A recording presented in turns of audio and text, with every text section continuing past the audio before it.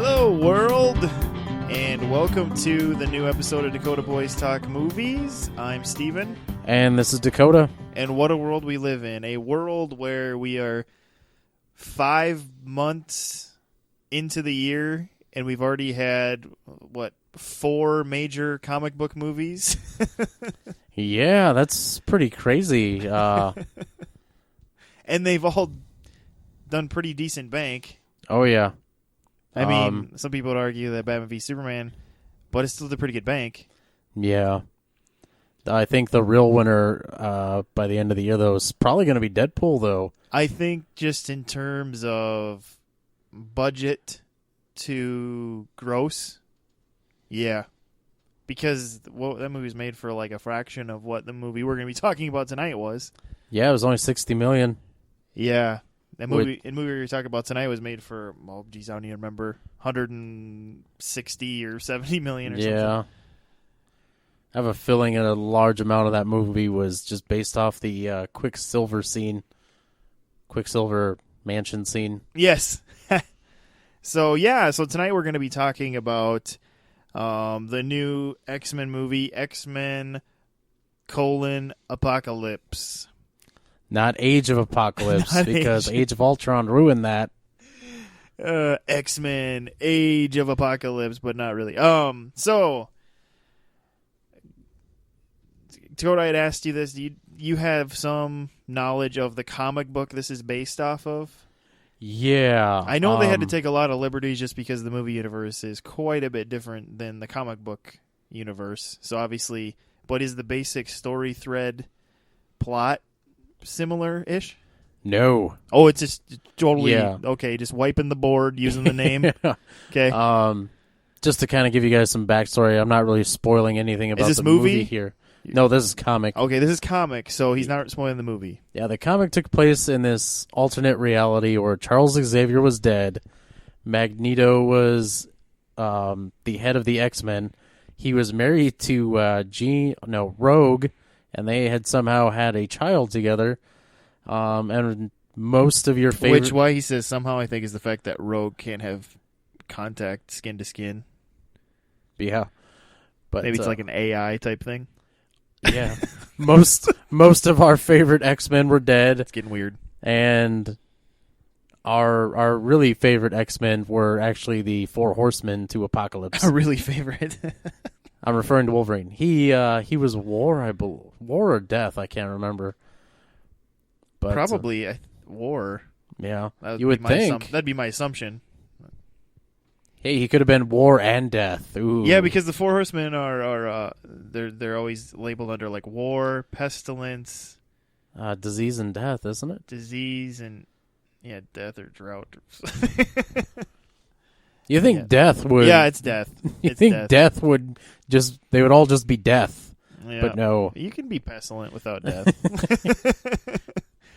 So this movie basically just used the character of Apocalypse and how he picks 4 special people, aka mutants, to be his horsemen. Would be more or less the main thing this movie used from the comic. Yeah. Because in the movie, obviously, you all know Charles is not dead. And it's taking place in the world of the 80s. And we're in the same movie timeline. This isn't an alternate history movie either. Well, it kind of is. Yeah. Days of Future, we kind of are in an alternate... Well, that's interesting. We are in an alternate timeline, I guess, technically, because Days of Future Past reset everything. Yeah. So, there you go. It definitely reset a couple X-Men movies with that one. Yeah, not a lot of crowd pleasers. Okay, and this isn't a spoiler, but in this movie, openly, blatantly rip on X-Men 3. Yeah. They're talking about a third movie in a trilogy, and then they joke like, well, the third movie's never good. And I was like, did they just say that? Oh, God, that was funny. Yeah, and to kind of just... I don't know if this is a spoiler. We talked about it, but the X-Men Origins Wolverine movie, they kind of redid that, too, in this movie, even though it's just a few minutes.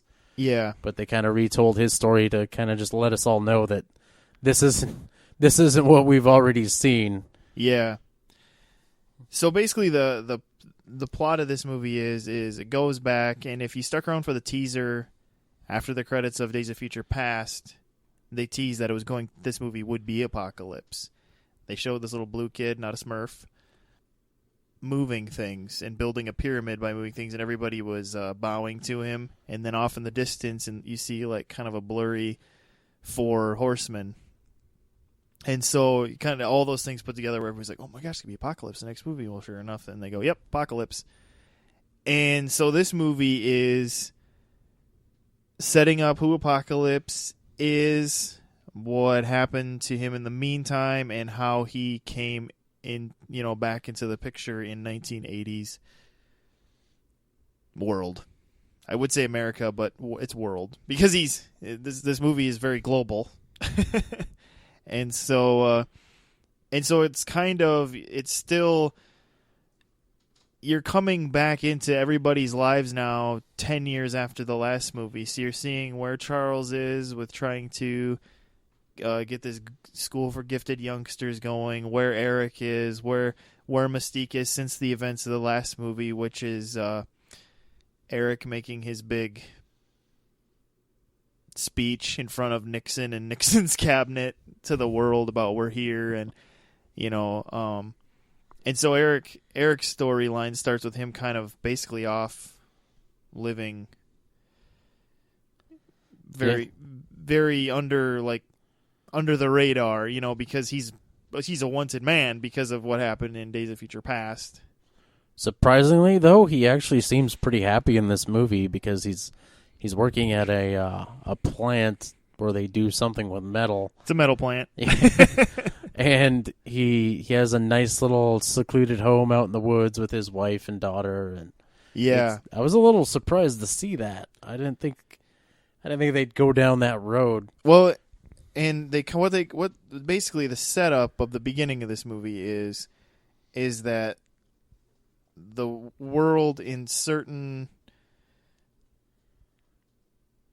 is still coming to grips with the idea that there is mutants around, but you're seeing them maybe a world that's slowly maybe becoming okay with them because nothing serious has happened for a while now, even though there's been a few other times in the past 20 years that significant things have happened. Apparently the world is becoming whatever about them, at least a little bit. People are still a little not sure what to think of them. And so that's kind of the world we come into. And so we're introduced to young Jubilee, young Jean Grey, young Scott Summers, a.k.a. Cyclops.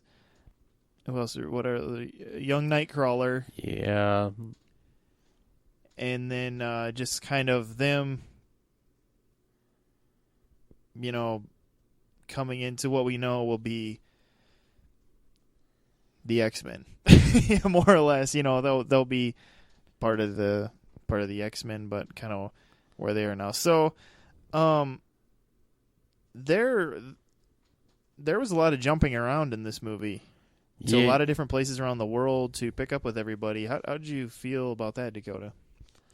Honestly, it worked well with some of them. We get introduced to Nightcrawler here in this movie, and I thought that worked pretty well. Scott Summers, you kind of see how he got his powers. That I thought was great. The whole thing with Storm. Problem is, I don't think they really had enough time spent to just for us to care about them. Some of them we did, but yeah, you had more time with some than others, and I think they just hoped for people who actually knew the other movies, that's your emotional tie to them, is that you have those other movies that these older versions that they're in. But yeah, kind of the ones that were lauded as, oh, they were so great in that they deserve their own movie. Jubilee, Psylocke, Storm. You don't really spend that much time with them. Psylocke, especially in Jubilee, are hardly in this movie, but people are already demanding that they get their own solo movie. which I think is funny because I think after Jubilee gets knocked out, we don't even see her till the end. Jubilee isn't really that great of a mutant to really be a star. I don't know. So yeah, and my thing with I thought the flow, because sometimes when you have like boom we're here, boom we're there, boom we're there, can get a little jarring. But this seemed to like the way that they cut it and kind of brought you into the dialogue of each place. For the most part, it was fine. I mean, it wasn't a problem or anything. What I found interesting about this movie is I don't know if they've been taking notes, like Fox or Simon Kinberg or somebody, but I felt like there was more, especially compared to the last few X-Men movies, there was more humor in this one, like kind of moments of lightness mixed with the other things going on. Did you notice that? Yeah, I did. I think I honestly want to say that's so kind of a backlash from Christopher Nolan's Batman movies, is that they were good, but they were just too dark at the same time. Yeah, and I think a lot of movie studios are trying to step away from that. Well, it became like, whoa, geez, look at everybody thought those were the greatest movies ever. We got to be like that, and then everybody did it, and it didn't work for anybody else because he did it very much in his own contained world, whereas now these people are trying to try it in these worlds that like it doesn't even work in because they're too big, it's too broad, it involves too many characters where it doesn't even fit any of their MOs, and so it's like, and of course Batman vs Superman did not help any. And then what's interesting about BVS is, well, we've already gone there, is just how Superman almost seemed even more serious than Batman in that movie, which is pretty shocking. But as far as this movie, I kind of enjoyed that. And I think part of that was that Quicksilver had a little bigger part in this movie, and he always has a tendency to make his moments a little more lighthearted. But there were some other parts that didn't involve him that just helped too, like Cody Smith McGee. Is it McPhee? McPhee, yeah. He did an excellent job playing Nightcrawler. Yeah.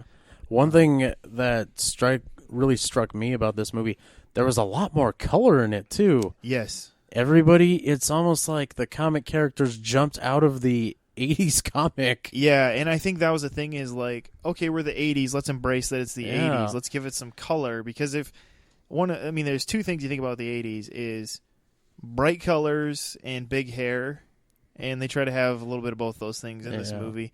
And so don't forget shoulder pads. And shoulder pads. There were some shoulder pads in this movie too, which was awesome.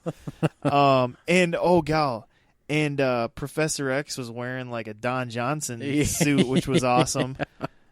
And so it was like Don Johnson-esque, I should say.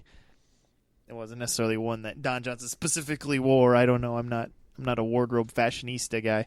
But that was nice, because especially when you go back to like X-Men and X-Men 2, which are the same director, those are very, like, lighting wise, everything is like gray, black. Yeah, it's kind of like silverish blue or something. It was just like they were very dull in terms of color palette. Or I remember in X2 when they go into Stryker's base, there's a lot of ugly green everywhere. Yeah. Yeah, the first time I remember noticing it being a more colorful X-Men movie was First Class, and I think it was just because you brought in Azazel. Not every mutant was blue anymore. You had like these different color mutants helped. Too. I mean, well, Toad was green. Yeah, but oh boy, he was still a dark. It's almost like somebody just smeared like camouflage makeup on his face. They didn't. It's because that's what they did. They weren't really going. They didn't really go for realism with him. I suppose it was that was back in the day before they were getting these crazy budgets. Yeah, so what's interesting, though, is that first X-Men movie, even though a lot of people are like, about it, and it didn't have a whole lot of money thrown to it, it very much inspired the comic book movie things that we have today. I mean, that was at the beginning of it. That very much proved, this can work. these characters can be interesting, and we can do stuff with them. And in fact, Christopher Nolan, after seeing X-Men, that was when when the idea got planted in his mind. Wow, this can work. And then, of course, when he's offered Batman, he's like, yeah, I'd like to give that a shot. And so, those of you who think Christopher Nolan's the end all, you better think X-Men. So, but yeah, with this movie, there's a lot of performances you can really look at in this movie, just because there's a lot of different people. And what I noticed was that, a lot of these newer or new to the characters to this world were some of the did pretty good jobs, and in fact kind of made J-Law look bad. Yeah. It's starting to show that she isn't that great. When she gets all these other people her age around her that are really good. She honestly isn't very charismatic. She seemed to be doing a lot of dialogues in this, where she was preaching to somebody, getting on the soapbox and kind of kind of a lot of soapbox talk. Yeah, yep. But it didn't really do anything for me, and I thought they were just they kind of focused on her more, obviously because she's Jennifer Lawrence. And tried to make her character bigger than she probably should have. Then she would have had to have been. Yeah. I definitely could have used a little less than her. Another one who kind of got me, Sophie Turner's accent was a little off-putting. She would have played Jean Grey. And here's my counter to that would just be that I liked Jean Grey's character development in this movie. Yeah. And so I thought what they did with her character kind of trumped maybe the fact that here and there you could find maybe her trying to have an American accent a little jarring. And I think a lot of people forget too that Famke Janssen had could hardly hide her Dutch accent. Yeah. And so it's always been played by a person who's kind of had a garbled American when you think about it. And so I just tried to think, I'm like, does this sound like a young Famke Janssen? Like, I guess so, because it's kind of garbled. Yeah, I'm not sure what they were going for her, but I didn't really care for her accent that much. I mean, I almost would have settled for just like a watered down version of her actual accent. She doesn't have a noticeably thick English accent, British accent as it is, so. Yeah. And then kind of another up-and-comer, Ty Sheridan played Scott Summers / Cyclops, and I thought he did a really good job with the role. Yeah. It'll be interesting if or when they make more X-Men to see how they handle his character, if they will make him the leader of the X-Men, or one of the main leads of the X-Men anyway. That'll definitely make or break his charisma. Yeah. Because I think a lot of people would contend, and I would be in there too, that James Marsden just really wasn't that charismatic in the role of Scott Summers, where it's like he didn't seem like the leader. Yeah, it was kind of like they all drew straws, and Scott Summers drew the short straw, so he kind of got to be in charge. Yeah. And then another newcomer would be the girl who played Storm in this, and I thought she was fine. I thought she did a good job. She was Mohawk Storm. She had the Mohawk cut. Angel, didn't really care for him too much, but yeah, I'm not sure what their plan was with him. Yeah, and just like the performance of it, I don't know. None of it really. He was kind of a throwaway character in this movie, which I know there are fans of X-Men out there who think he probably should have had a bigger role or more important role. Yeah. But once again, this movie really, a lot of the weight of it was on the shoulders of James McAvoy and Michael Fassbender. Those guys just work. They work as young Eric and young Charles. Yeah, they do. Even though we can't quite figure out the math of how they're aging, because it's like Charles should be like upper 40s and Eric should be in his 50s, and they still look like they're young and virile and like mid 30s. Yeah, But I think that's the problem, kind of, that they put the first one back in the 60s, and now we're 20 years after yeah. that, and they've barely aged Mys- anybody. Mystique is the only one that works on, I guess, but Yeah, we could work on her, but for like just the ones that kind of are supposed to age like a normal human, and the literal humans like Moira McTaggart, where it's like they haven't really changed much. um, yeah, and so I mean, there were some really good new Another obviously real major performance this movie would be Oscar Isaac's performance. A lot of you know him now. He was kind of not super well known, and then all of a sudden some people started to know him because of Ex Machina, and then everybody knew him because he was Poe Dameron in Force Awakens. Even if you didn't want to know him, you knew him because everybody's talking about Star Wars. And he was Apocalypse, or En Saba Nur as his other name. And what did you think of his performance as Apocalypse, Dakota? oh man, that's honestly, I'm still trying to figure that one out. I don't know, maybe it was just the way they wrote the character, but he did a good job. I just didn't. The backstory of it was kind of weird. They implied that he says he's lived for millennia, and he had just kept. Well, for millennias, Yeah. I think he even pluraled it. Yeah, but they kept implying that how he got all these powers of his were he was transferring his consciousness into another body, whereas he was still keeping the powers he had before. So he just amassed all these powers. If any of you watch the show Heroes, he's kind of like Sylar. Yeah. Like he's stealing other powers into himself, but not cutting open heads like Sylar was, but in a different, like in a more alchemy mixed with mutant powers mixed with religion sort of way. Yeah. And that was the other thing. This is the most interesting thing I found with this movie is how much it dabbled in religion. I just thought that was really fascinating, I guess, like just the fact that Apocalypse saw himself as the god who should rule over the world, and now that he's back, he needed to purify the world for his worshippers, and for everyone who's still alive, Yeah. needed to be worshiping him, and that's why I kind of found that performance interesting, because he saw himself as gracious, I think, in his own warped mind.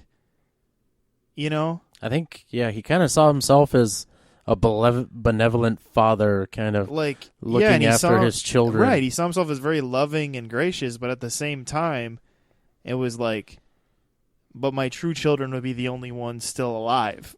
Yeah, this movie actually did get pretty intense. Oh, well, I don't know about you, but for me, you kind of saw in the trailers, he somehow triggers kind of an apocalypse scenario where he gets all these people who are at their posts, all these military men, to launch these nuclear missiles. And as the missiles are kind of going up, he's kind of just standing there ranting. And it actually got pretty intense for a moment. Yeah. I actually really bought him. And that's why I kind of think I'm okay with this performance. I think because he drew you into those moments and in the way it was filmed and stuff. And then I kind of put myself into the 1980s mindset of just something like that. I mean, minus this guy who thinks he's a god or something. But just the idea of all these missiles going off, it's like everybody's worst fear is happening and nobody knows why or how. And it's just like, man, it really made a really intense scene there. Yeah. But it was just really fascinating how this movie did get into a lot of those ideas, just with who he thought he was and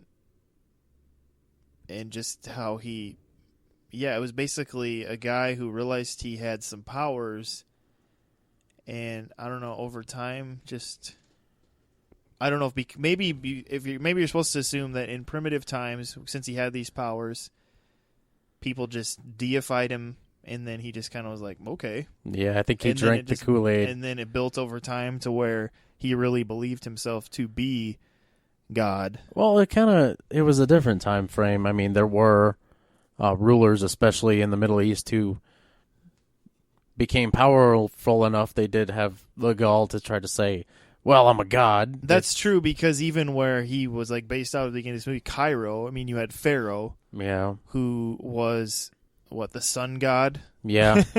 And so, I mean, yeah, I guess they did consider themselves a god. And even not too long ago, when the monarchies were pretty much running the world, you still had them saying, oh, we were blessed by God to rule over you people, so you should just shut up and listen to us because we have the divine touch on us and you don't. True, yeah. So it's not that far-fetched to think that somebody, I mean, Jim Jones kind of had that same belief that he was getting orders from God himself, and yeah, it's not. But to go as far as to say you are, like, a or the God is quite a place to go. But like I said, I guess when everybody is like in like more primitive cultures and stuff, and nobody even has any sort of way to stop you or even try to stop you, yeah, that would be probably the way it would go. And so, yeah, I guess for the most part, though, it would kind of make me, at least at this point, just be like, I think he did all right. I think he did all right in the role of Apocalypse. There's something about Oscar Isaac. He's hard to dislike, and I don't mean like in this movie like I necessarily liked him. I mean, he was still the villain, but I mean like he pulled off the role. Yeah, he's good in roles. You know, even the movie you like to bring up that you hate, Sucker Punch. He's in that movie, and a lot of people say he's the only saving grace of that movie is his performance. And so there's just something about him, even back when nobody knew him, like in Sucker Punch days, where it's like he just kind of works. And then so when he gets these parts like Poe Dameron and Apocalypse, you know, it shows through even more. You really got to give him credit though, because a role like this, it's going to be challenging. You have to have really good acting chops to do this. Yeah, and you're doing it in heavy makeup. And it doesn't help the fact that he did kind of look like Ivan Ooze a little bit in certain light. Who? Ivan Ooze from the Power Ranger movies? I guess a little bit, yeah. The first images But of isn't him, this pretty much how Apocalypse looked in the comics, how he looked in the movie, or is he did they go quite his a bit? Skin, well, the thing about the makeup they used is under certain lights, it's going to make his skin look either red, purple, blue, because of it was like a dark gray, and I think his skin color was gray in the comics.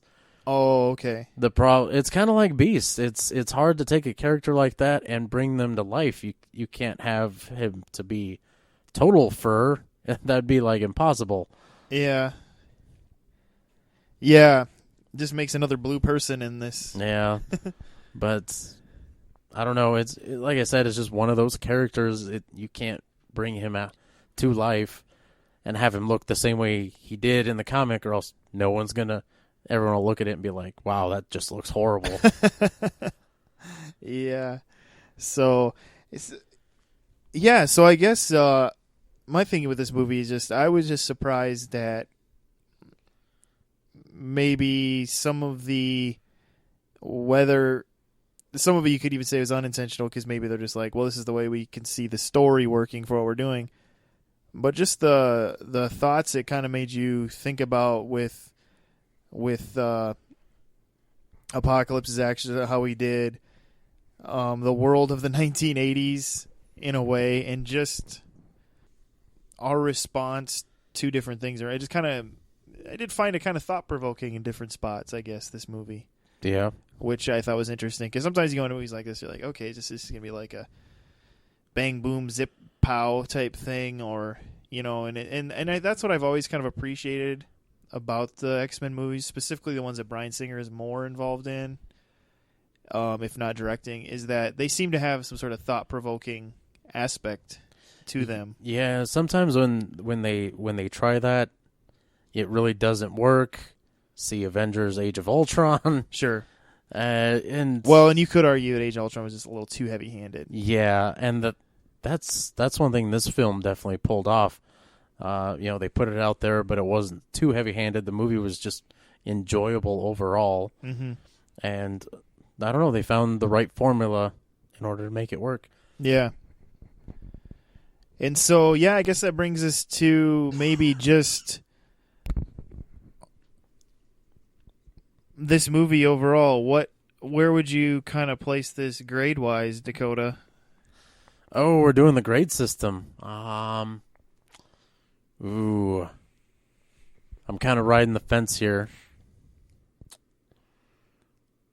I would go to A-. A-, okay. All right. It's a respectable grade. It's a really good grade, actually. Yeah, because I was kind of leaning more toward B+, just because there was a few things about this that just kind of pulled it down for me. But B+, my giving it a B+ still puts it in a category where I thought it was a very well-executed movie and not as... it could have been a mess. Yeah. With how many things they were trying to do in this movie. See Batman v Superman. Although they did a lot more in that movie. X-Men did a lot, but it wasn't multiple storylines so much. I kind of want to just... I am grateful in a little way that they didn't rely too much on Wolverine in this movie. Yes. Because every single This X-Men movie didn't rely... This movie didn't rely... Yeah, this movie didn't rely on Wolverine at all. Yeah, shocker. And it's still a really... I mean, without him, it was still a really enjoyable movie. And sometimes I kind of wonder if this was a litmus test movie in that way. Like, can we make an X-Men movie that doesn't have the spotlight on Wolverine the whole time? Yeah, I think that's... And I think they can take away from this movie, like, okay, maybe we can do this. I think that's what they tried with First Class, too. I think they, from what I heard, they originally planned to have more movies branching off that one. Problem is, it didn't really get the traction they had thought it would. Yeah, it was really well received, but just didn't get the momentum. So, yeah. And just out of curiosity, what is your favorite X-Men movie so far? That actually belongs to Days of Future Past. Okay. That's your top? Yeah. Okay. I struggle with my top one because I still feel like it's X-Men 2.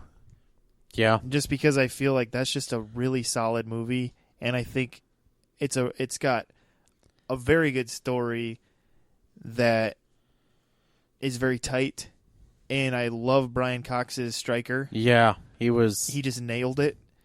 And so I think all those things just kind of... It's hard for me...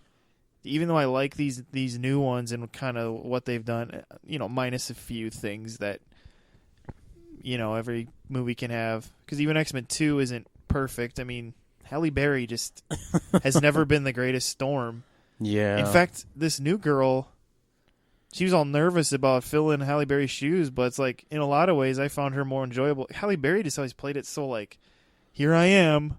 I'm Storm, and it's just like she didn't... Well, she was... They didn't give her much to do, some of it maybe, but... Yeah, that kind of... Supposedly that's why she was angry. She was constantly fighting with Bryan Singer because her character just had nothing to do. I mean, she had that great line in the first one, what happens to a toad that gets struck by lightning? The same thing that happens to everything else. Yeah, just a ridiculous line. And, yeah, it's just... I don't know. And then she won an Oscar and got top billing on X-Men 2. Yeah. And they gave her a little more to do in X-Men 2, you could say, because she had she was your main emotional draw into Nightcrawler. Like, she kind of befriended Nightcrawler. Yeah. But I mean, it's just like, I thought this new Storm did a good job though, where it was like, I enjoyed her performance, and it wasn't like, I miss Halle Berry or something. And I think some of it is just that Halle Berry didn't do much.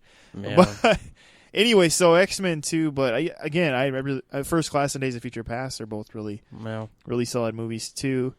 But yeah, I think with that though, we'll just wrap up this episode. So we're both giving it a pretty strong recommend. Check it out in theaters if you can.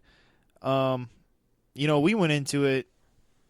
We went to it post. It's kind of fun to go to post opening weekend just because there's a lot of negative Nellies on this movie, which I find I see some of their points, but I think maybe they were a little more overly harsh. Yeah, I don't. Lately, I'm starting to notice that a lot of the quote unquote critics out there, the people who supposedly are people look to get critic reviews for, they just seem to be off. Well, I mean, there's the whole professional, but I mean, even just it seems like people in general, there's been a lot of negative Nellies to this movie, and I see it and I kind of go, well, I don't know if some of their arguments I didn't find very justified by what I saw. Yeah. I did see some of their, like I said, I see some of their points. J-Law just looked like a wooden board at times, and so I mean, I see some of their points, but yeah, something. Professional criticism is a tough thing. Because it's like they have to go in, they watch 8,000 movies a year. They just got off the phone with a fight with their wife, and then they have to go in and watch a comedy that they already know is probably. And so it's like they're still just humans. Like Dakota and I are humans. You could go in and be like, "What are they talking about? This movie's a piece of crap."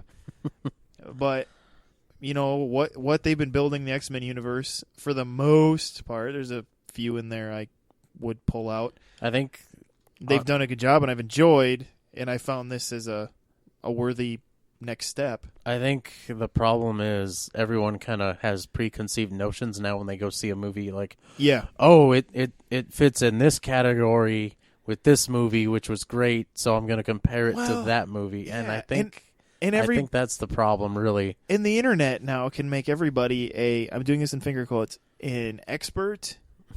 And so they go in there and it'll be like I'm not going to lie. I read Origin, which is a Wolverine comic graphic novel, and I've read a few other X-Men things, but I haven't read Apocalypse. I haven't read hardly any other X-Men comics, and I think that's how a lot of other people are, who are the same ones going, well, that's not how the Apocalypse. They act like they care and know. Yeah. I just don't think they do. If you know, that's fine, but don't pretend. Just enjoy or don't go. Every time something gets transferred into another medium, it's not going to be the same. And sometimes when it is, it's not that great. I mean, yeah, it really does depend on the strength of the source material and the strength of the filmmakers. Well, yeah, I mean, we're getting on a tangent at the end here, but that's okay. I'm going to take two examples. I'm going to take Lego Movie and I'm going to take Battleship. Both those movies are just things that a lot of people like. I don't know if I've hardly met anyone that doesn't like Battleship. Some people are like, I don't like to play it that much. But everybody, has a memory of it or finds it like a cool game. Same way with Legos. You're kind of like, Legos are fun. Most people like building with Legos. Yeah. Both those movies decided to make or attempt to make franchises. But they realized the only way to do that, because these things are so one-dimensional, was to take a left turn and just try something crazy. But only one of those worked. And you're just not going to make it work every time. And there's and because Lego Movie was a commercial. Let's all admit it. But gosh darn it, it is an awesome commercial. It is an awesome commercial. Battleship, it just was flawed in a lot of ways and just didn't work for many, many reasons. And that's the thing. It's like sometime, what I'm getting at is just because they're doing something different or messing with something doesn't necessarily mean a bad thing. We've seen really good things come out of people being creative and trying something different with stuff, which is why I'm kind of like, well, how the heck is this going to work? Maybe they can pull it off with this Tetris universe. Yeah. I don't know. We'll see. But with that, we're going to end this episode. And, so hopefully, feel free. I'll just use this as a plug. We have Facebook, Twitter, the comment section on YouTube, all those places where give us some of your feedback, what you thought of this movie, how we're wrong, how we're right, what you think about just the creativeness of movies and things they try out of the box, and if you think that it's worth trying or not worth trying, go ahead, have that discussion. We have those things there for you, other than just for us to leave movie news and on our episodes. So yeah, hopefully you are checking us out on Facebook, Twitter, subscribing to us on YouTube and iTunes and all those things. We appreciate that. And thanks for listening. Very happy you're doing that. And hopefully you enjoyed this episode. And we hope you have a good night. This is Steven. And this is Dakota. Take it easy.